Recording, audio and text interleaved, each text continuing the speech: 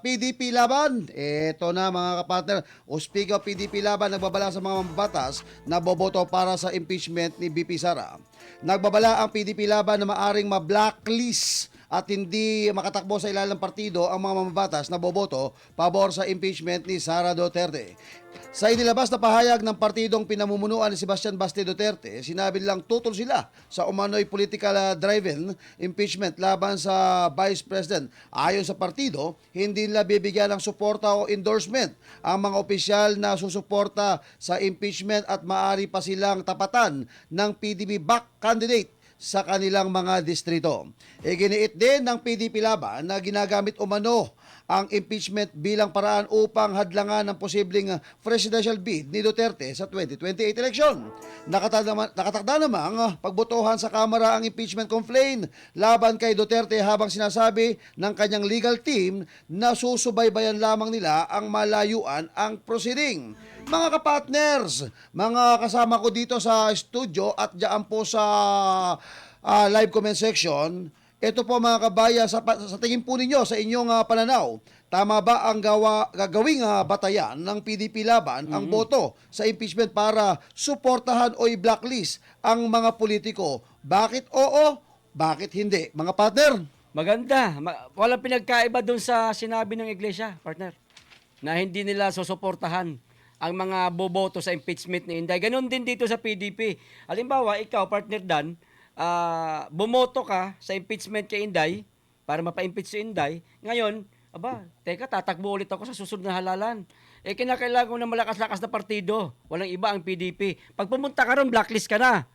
Ngayon, sasabihin ng kandidato, marami pa namang partido, importante may maleta ako. Partner. Ayan partner, sa aking pananaw, sa tingin ko, tugmang-tugma o akmang-akma ito. Napapanahon ito na nagsalita si Mayor Baste Duterte, ang presidente ng PDP Laban, para angklahan. Angkuran niya na itong mga political butterfly. Tandaan po natin, ito pong mga kongresista, ano po ito wala po itong pakialam kung ano ang kanilang estado sa paningin ng mga taong bayan. Basta importante, kung sino yung nakaupo, andun sila sisip-sip. Kaya ang inaakala nitong mga ito, ang mga Duterte, lalo na si BP Inday at sa Tatay Digong, kasi nga, ginawa na nila yan Kung titingnan natin mga kapartner, lahat yung mga yan, halos karamihan dyan ng mga atat na atat na impeach si BP Inday Sara, sumipsip din yan kay Tatay Digong nung panahon ni Tatay Digong. Yes, oo. So ngayon, ang sinasapantahan nitong mga ito, kahit pa namin i-impeach yan mamaya, si BP Sara ngayon, kung sino man na magpalit na presidente, kayang-kaya naman namin sumipsip ngayon doon. Kumbaga, political butterfly, wala kaming pakialam sa mga constituent namin. Maganda, napapanahon itong sinasabi ni Mayor Baste kasi nagsesend siya ng isang istriktong pamantayan. Subukan ninyo, hindi kayo makakatikim sa suporta ng PDP at kung sino man ang mga nasa PDP pa na susuporta dito, matik kick out na kaagad. Blacklist talaga. Yun. Blacklist. Tama yan.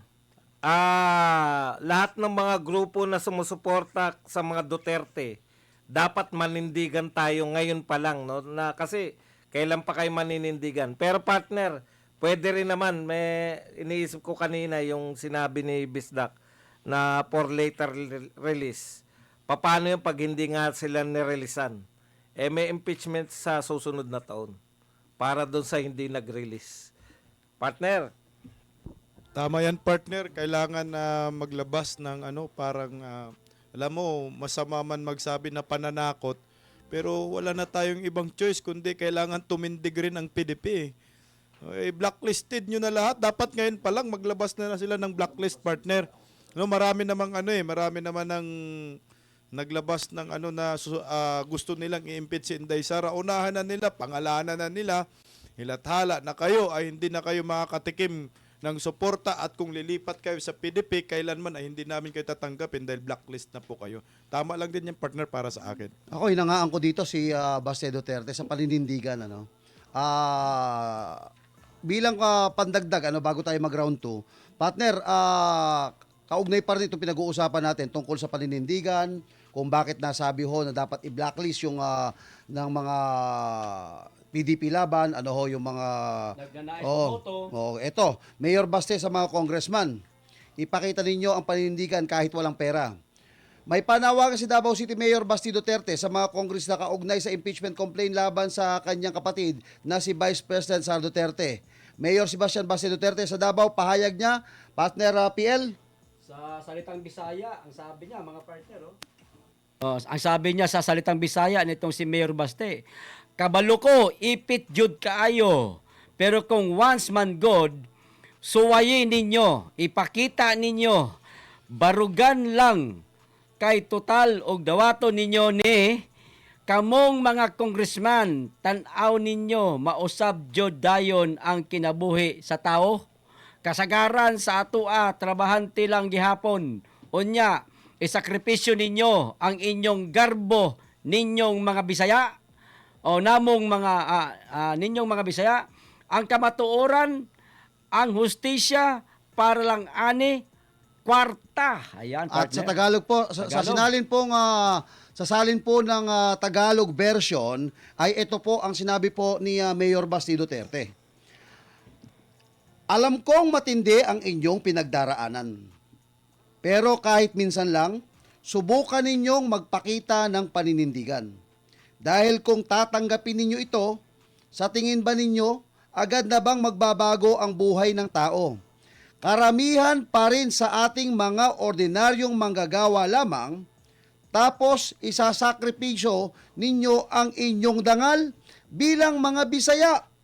Ang katotohanan, ang hustisya para lang dito sa pera. Partner PL? Sa Bisaya pa, isa pang sinabi niya, partner. May halong may halong English. And for once, I ask you, ipakita ninyo sa inyong mga constituents na bisan pa og wa mo'y kwarta, kaya ninyo barugan ang prinsipyo ninyo. At sa Tagalog naman po, ang sinabi ni Mayor Baste, and for once, hiniling ko sa inyo, ipakita ninyo sa inyong mga nasasakupan na kahit wala kayong pera, kaya ninyong panindigan ang inyong prinsipyo. Ayan. Sa isa pa, partner, sa Bisaya pa rin. Di ba? Suway lang bisag kausa. Higugmaon mo sa tao og dili mo biyaan ana. At sa Tagalog naman po, ang sinabi ni Mayor Baste, hindi ba? Subukan ninyo kahit minsan lang, mahalin kayo ng tao na hindi nila kayo iiwan. Partner. Oo. Alam nyo, may kredibilidad na magsalita si Mayor Basti ng ganyan. Una, tingnan ninyo yung Davao City. Kahit iniipit sila ngayon na buong pamilya ng mga Duterte, nakatayo po ng sariling paa ang Davao City. Correct. At bukod tangi sa buong Pilipinas, ang Davao City ang walang utang. Kung kurap ang mga Duterte, sana punong-puno na ng utang ang Davao City ngayon. Yan na lang mga kapartner, kung common sense na lang, hindi na tayo kailangan pa rito makipagbulahan or kailangan pa natin sambahin pa ang mga Duterte. Hindi. Gumamit na lang tayo ng lohika. Kulang lang ang mga Pilipino, kulang lang talaga sa lohika at pangunawa. Yan ang gamitin ninyo. Isipin ninyo kung kurap talaga itong mga Duterte na ito. Bakit walang utang ang Davao City? Pinamunuan ito ni Tatay Digong, pinamunuan ito ni BP Inday Sara at ngayon yung kanyang kapatid na si Mayor Basti Duterte. Hindi po nagbago. Ang pagbabago, paasinso, paangat at napakaganda. Peaceful lang Davao City. Walang mga napakalis na mga kriminalidad. Walang mga adik, wala kang makikitang susuray-suray na mga kung ano-ano dyan. Kumbaga, mayroong karapatan na magsalita sa si Mayor Basti Duterte. At ang isa pa, si Mayor Pulong at ang ibang mga kalaban ng gobyerno na ito hindi nakikiisa sa gobyernong ito. Napakaraming mga congressman ang wala at hindi kasama dyan sa kung ano-anong mga pinag-uusapan nilang mga FLR na yan for later release kung ano man. Pero naninindigan sila. So be it, ganun talaga eh. Kasi ang politika natin matagal nang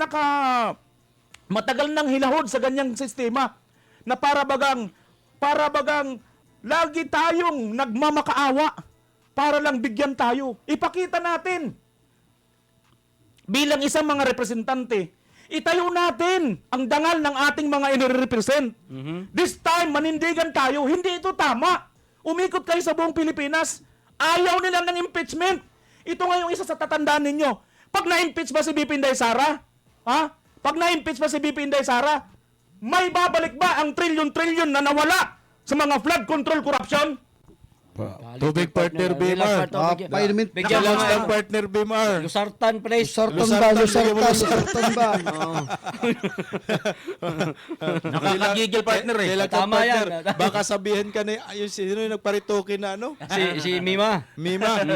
Baka sabihin ka ni Mima, si Bimar, iyakin. Di naman. Nadala lang sa init ng panahon. Chillax lang, chill lang.